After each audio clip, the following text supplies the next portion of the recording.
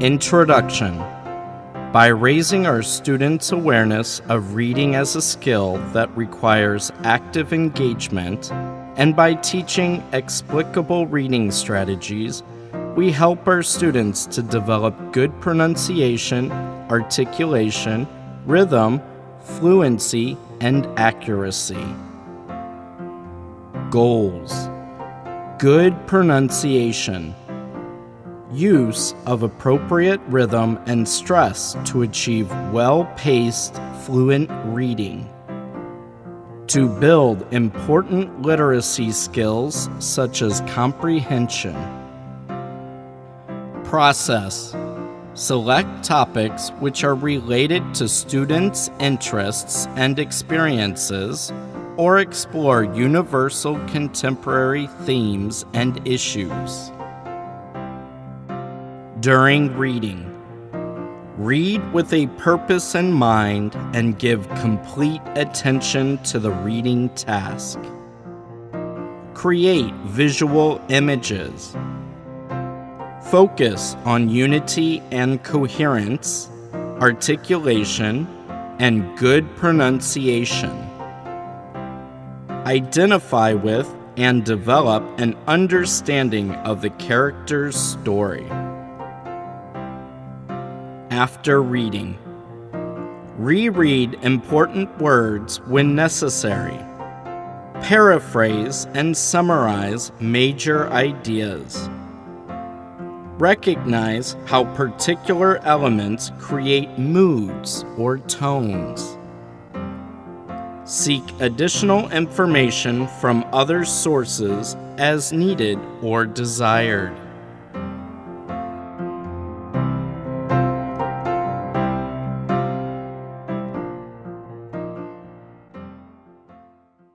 Page 4.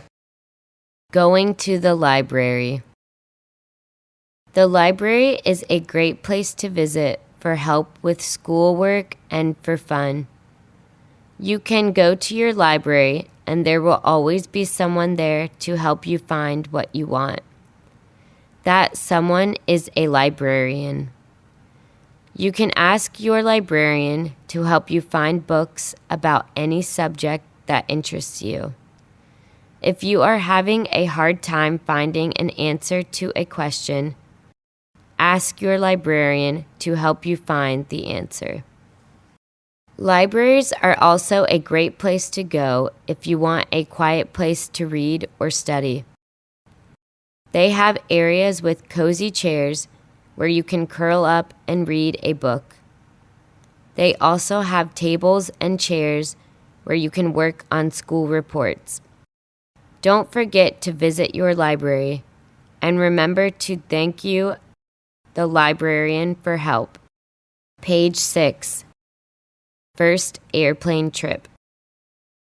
Jake is going on a trip. He and Mom take a taxi to the airport. It's my first plane trip, he tells the taxi driver. That's great, the taxi driver says. Jake rolls his suitcase onto the plane. It's my first plane trip, he tells the pilot. Welcome aboard, the pilot says. Jake finds his seat and buckles his seatbelt. The plane's engines rumble and roar. Jake opens his backpack and pulls out Panda. It's my first plane trip, he whispers. He holds Panda's paw. The plane moves faster and faster. Then, whoosh!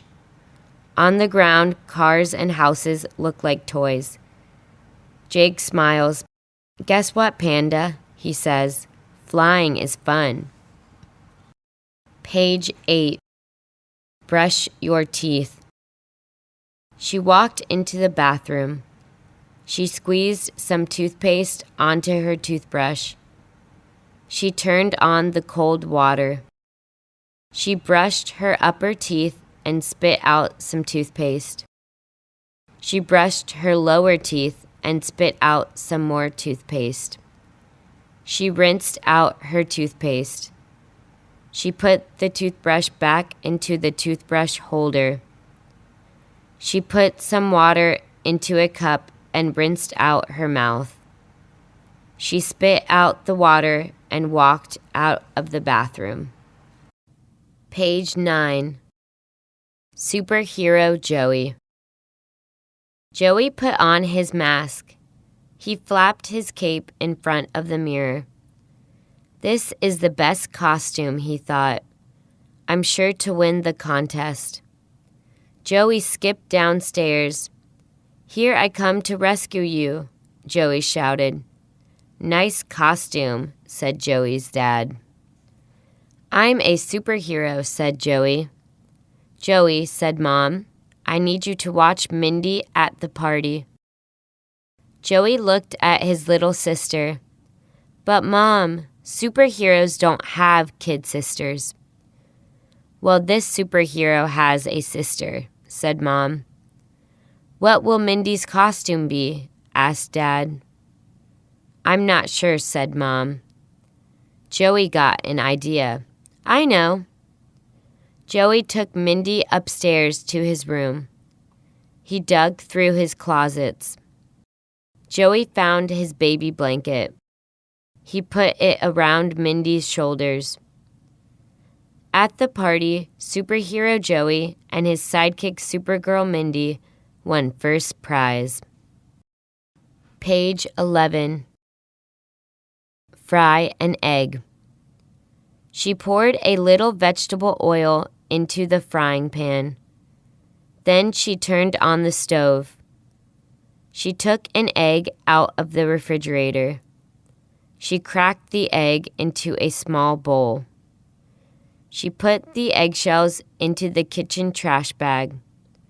She waited for the oil to get hot. She poured the raw egg into the pan. After about 2 minutes, she flipped the egg over and cooked it for another 2 minutes. She turned off the stove and took the fried egg out of the pan.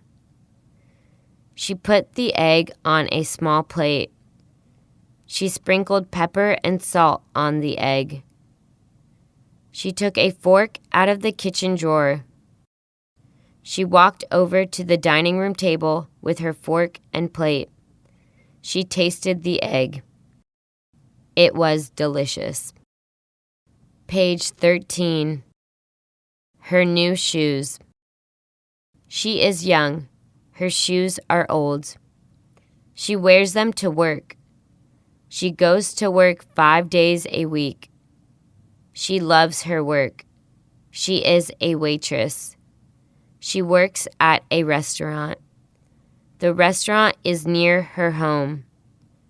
She walks to the restaurant. She stands up all day long. She is young and strong. But her shoes are not. They are old. She saw an ad in the paper. All shoes were on sale at the shoe store. She walked into the store. She looked around. She saw some black shoes. They looked good. She tried them on.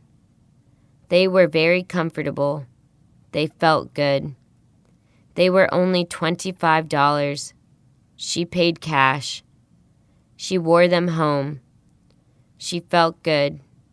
She was ready for work the next day. Page 15. A brand new bike. It was a new red bike. It was a brand new red bike.